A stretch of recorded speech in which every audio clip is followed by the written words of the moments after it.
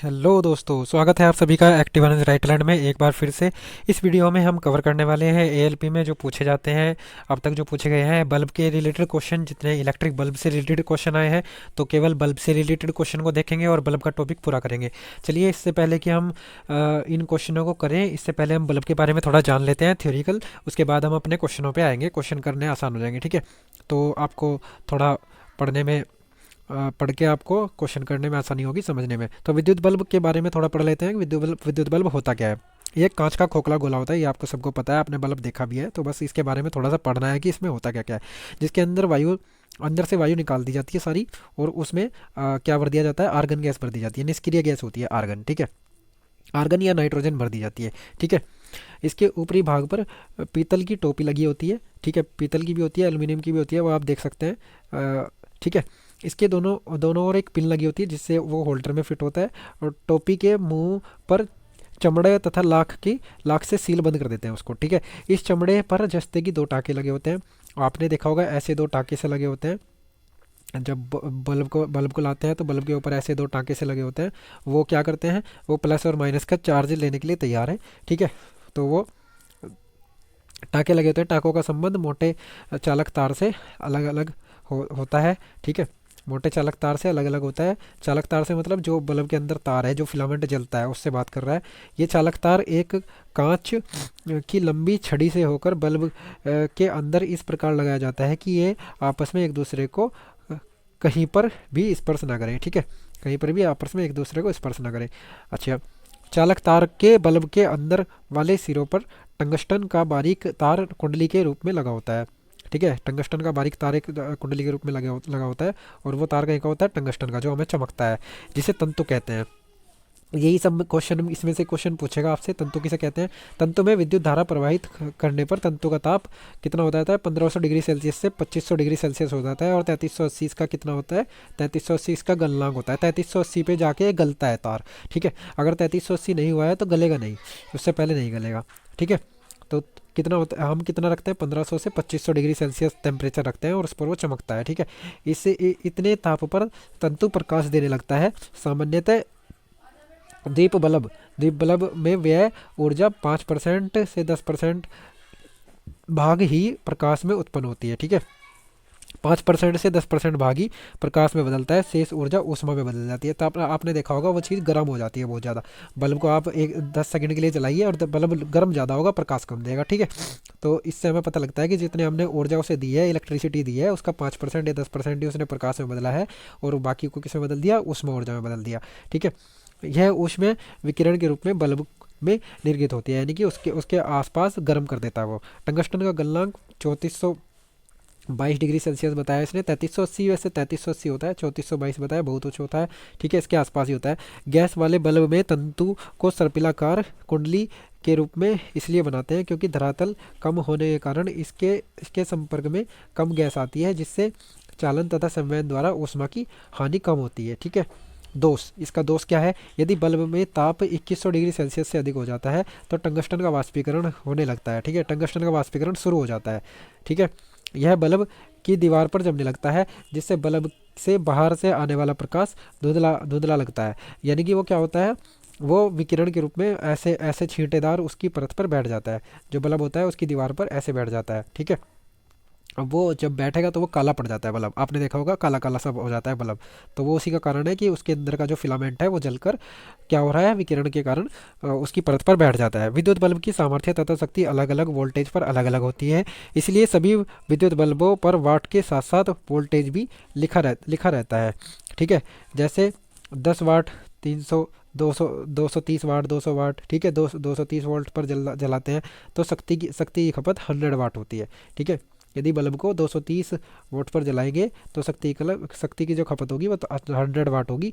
Supply voltage कम होने पर bulb की शक्ति कम हो जाती है, जिससे प्रकाश धीमा हो जाता है। आपने सब चीज़, आप ये चीज़ नोट करते होंगे कि ऐसा होता है आपकी प्रैक्टिकली लाइफ में। अब ये चीज़ है, ये थोड़ा सा टॉपिक से हटके है ट्यूबलाइट के बारे में, क्योंकि हम ट्यूबलाइट लेके आए फिर, तो इसे भी पढ़ लेते हैं, क्योंकि हमने इससे रिलेटेड विद्युत हीटर से रिलेटेड पीछे क्वेश्चन किए थे पिछली वीडियो में, आपने देखा होगा।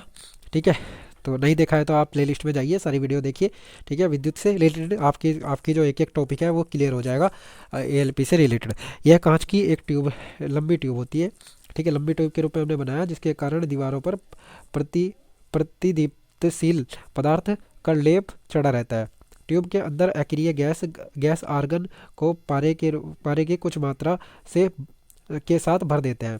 ट्यूब के किनारों पर बोरियम ऑक्साइड की तह चढ़े दो तंतु होते हैं, ठीक है।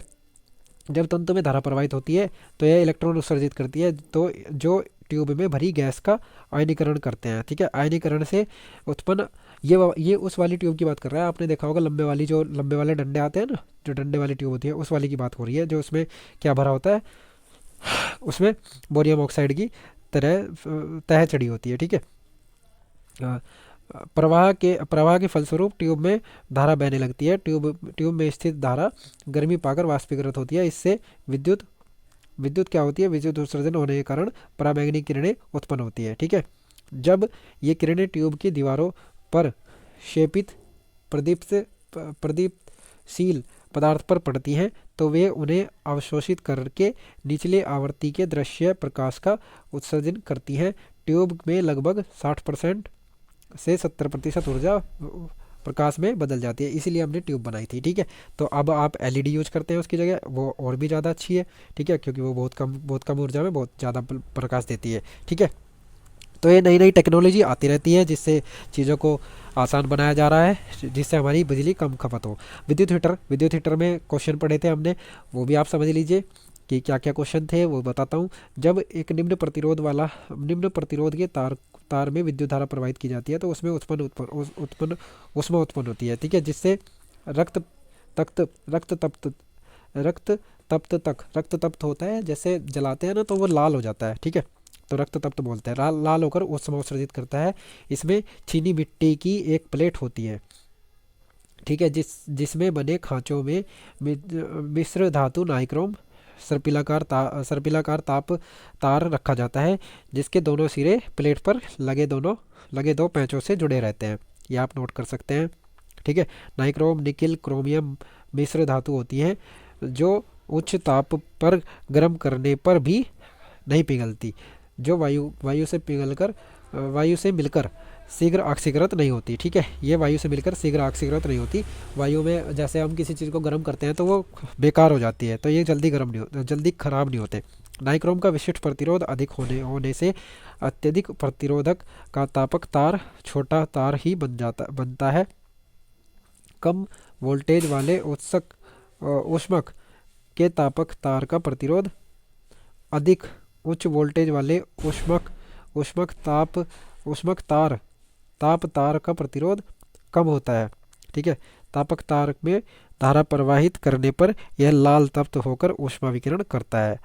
लास्ट टॉपिक पढ़ते हैं, प्रेस के बारे में क्वेश्चन पढ़े थे हमने, ठीक है। यहाँ से क्वेश्चन एक ही आता है कि वो तार कहीं का होता है, नाइक्रोम का होता है, ठीक है।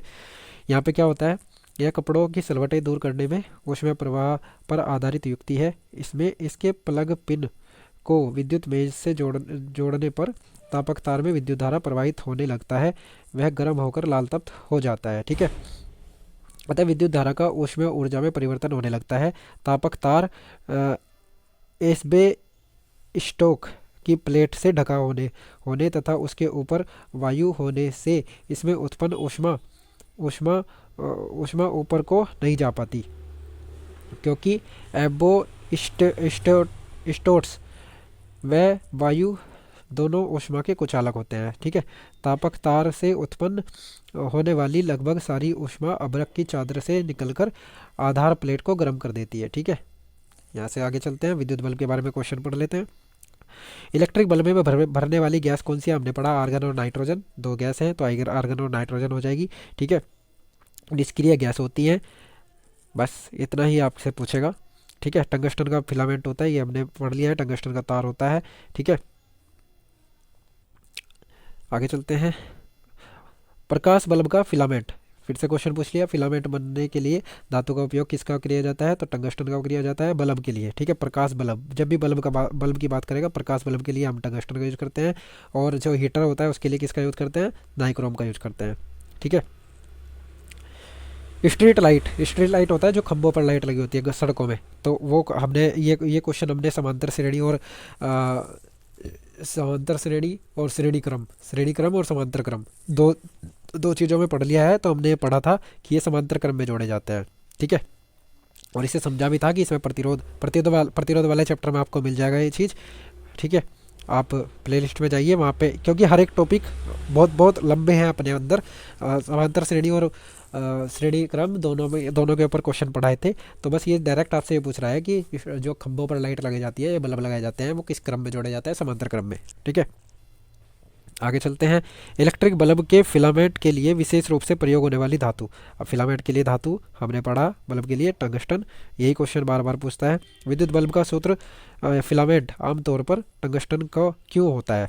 क्योंकि इसका जो गलनांक होता है वो उच्च होता है, और जो गलनांक उच्च हो गया ना, और इसकी प्रतिरोधकता भी उच्च होती है। तो गलनांक उच्च होगा, प्रतिरोधकता उच्च होगी, सीधी सी बात है। तो दोनों चीज़ उच्च होनी चाहिए, प्रतिरोधकता भी और गलनांक भी। तो इसका दोनों चीज़ उच्च होती है, इसलिए हम इसका यूज करते हैं, ठीक है। टंगस्टन के बारे में इसने बताया है कि परमाणु क्रमांक और परमाणु द्रव्यमान, जो ये हम केमिस्ट्री में पढ़ेंगे। बस आपको ये याद रखना है 3380 डिग्री सेल्सियस होता है। ये मैंने देखो अभी वीडियो की शुरुआत में बताया था कि 3380 डिग्री सेल्सियस होता है टंगस्टन का, ठीक है। वहाँ पे थोड़ा गलत लिखा हुआ है, हो जाता है, ठीक है। तो हमें सही पढ़ना है। डैश धातु का उपयोग इलेक्ट्रिक बल्ब के फिलामेंट बनाने के लिए किया जाता है। तो बार बार एक ही क्वेश्चन उसने पूछा है, बस सिंपल क्वेश्चन पूछता है टंगस्टन, ठीक है। तो दो चीज़ है इसमें, आर्गन गैस भरी जाती है और नाइट्रोजन, और टंगस्टन का तार यूज होता है। बस इससे ज़्यादा क्वेश्चन नहीं पूछे जाते, ठीक है। निष्क्रिय गैस होती है वो जो उसमें भरी जाती है। ज़्यादा इससे बल्ब से क्वेश्चन नहीं पूछे जाते, यही पूछे जाते हैं, ठीक है। ऐसे ही नाइक्रोम का तार हीटर में यूज किया जाता है। बस यही ऐसे ही क्वेश्चन आपसे एएलपी पूछता है, ठीक है। चलिए, वीडियो अच्छा लगे तो लाइक करें, सब्सक्राइब करें, शेयर करें। Thank you.